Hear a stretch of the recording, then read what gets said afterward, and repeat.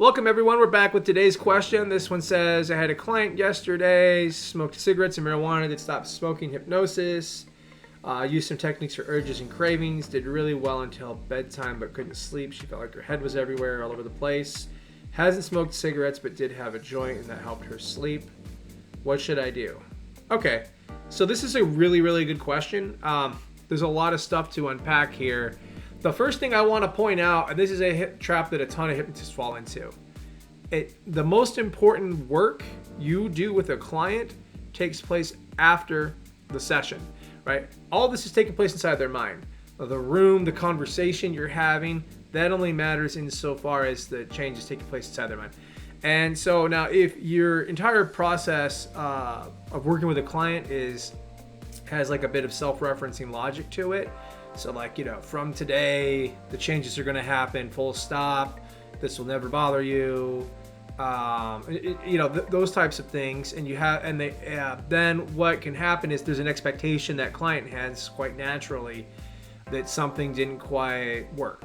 And if you look at those systems, a lot of times they're focused primarily on the symptom.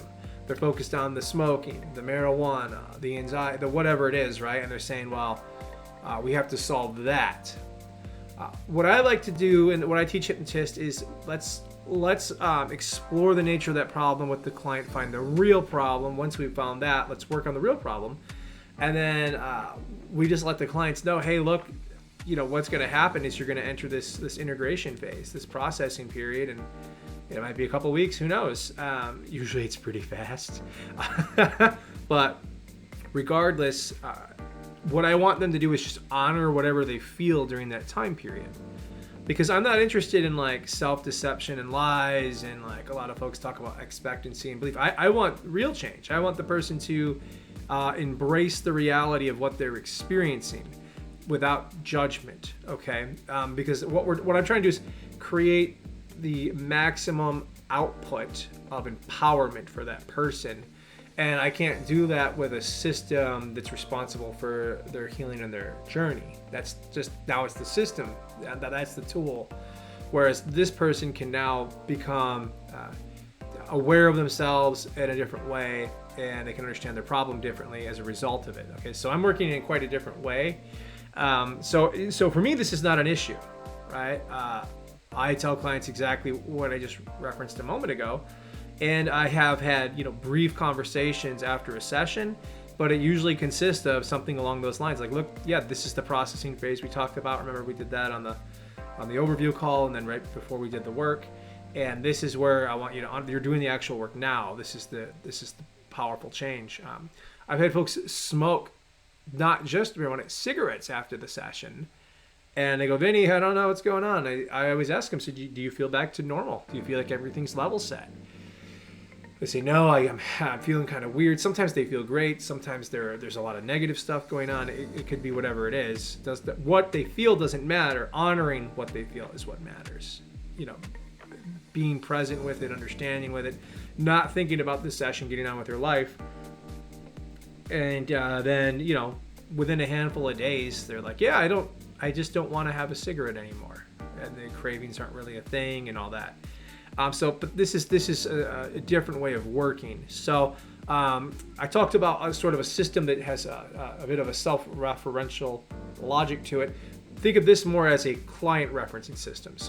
So we're teaching them to check in with themselves and just kind of acknowledge the reality of that, versus judging it and trying to manipulate it and change it. It's like when you actually just step into something, when you experience it fully, it takes a lot of like the negative connotations and sting out of it. It makes it harder to fester in your mind. I'm sure you've had this. Maybe you were a little kid and you were scared of something, and if you didn't confront it, like, oh, there's a monster in the hallway or under the bed, to the extent you don't check and see that it's not there, and now it's almost like that the amount of time that elapses makes that creature more vehement and evil and bigger, and it's really not even there. So to some extent, I think that same type of how would you say it, increasing the intensity of those feelings occurs through resisting them or ignoring them, where I would rather just confront that reality. So if this makes sense, so this is the type of stuff that I think can really help empower a client. And what happens is they apply it here, but it's like if they want to make a change in another area of their life, now they have this tool set available. They probably need your help to explore it, because again, the best that client can tell you is the conscious conclusion they have. If they knew the real problem, presumably they could go fix it, right? But that's unconscious, so that's where we want to go. So it's quite a different way of working. And I would say what I would do is have that conversation, explain the processing. In your situation, it's a little bit different, but I think she could still benefit from taking that journey. There's all kinds of stuff out there up on my YouTube. I have 8 ways to kill a craving. I think that's up there. So feel free to use those things. But again, that's just kind of more of a symptom management versus solving the real problem. If you have more questions, please fire away. I would love to follow up in additional videos. If anybody's interested in my 2-day training, we're going to be doing just the way I work with folks. You're going to learn how to explore. You're going to learn how to explain processing. You're going to experience it yourself, which makes it so real for people. And then you'll learn how to, once you find a moment where the unconscious mind expresses itself, how to kind of understand that, what to do with it. So you'll have the full scope of everything. We'll do two full days of training. Day 3 is a bonus day. We're going to do business. So if anybody's interested in that, go to vincentbrigance.com. And yeah, that's it, folks. Take care, everybody.